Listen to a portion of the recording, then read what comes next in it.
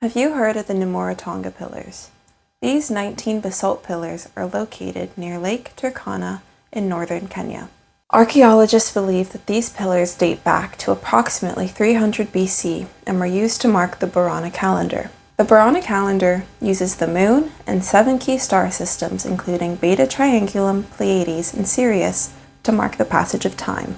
The Borana Calendar is one of the rare calendars that uses both stars and the moon to define the year.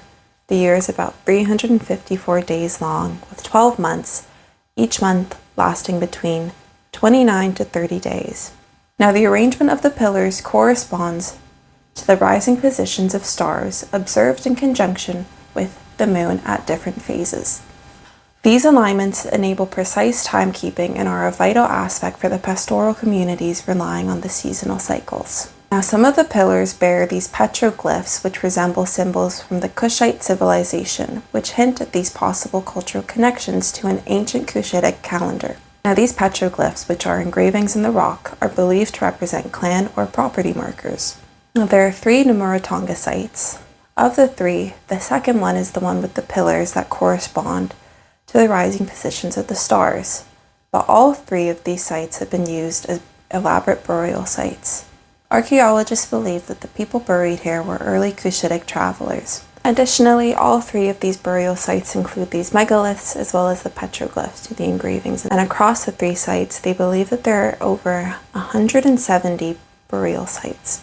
From some of the papers I read, it's believed that the people buried here are not related to the current people who live near these sites, the Turkana people.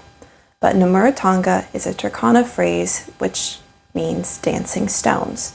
Now dancing stones comes from this Turkana folktale. One variation of this folktale has to do with people being turned to stone after trying to outwit the devil. Now there's been a couple of disputes as to whether these pillars actually align with the Borana calendar. Part of it has to do with different translations of whether the stars are in conjunction or rising after, and there are also some disputes due to the fact that the pillars only seem to really align with the rising position of the stars around 300 BC. However, the fact that these pillars were built around that time I think is pretty compelling, and also the fact that they think that these pillars were put in place by Cushitic people who used a very similar calendar to the Borana calendar. Either way, the people who built these burial sites put in a lot of intention and care to honor their loved ones. Now, if you'd like to learn more about the Borana calendar, I've got a video already posted about it. If you'd like to learn more about ancient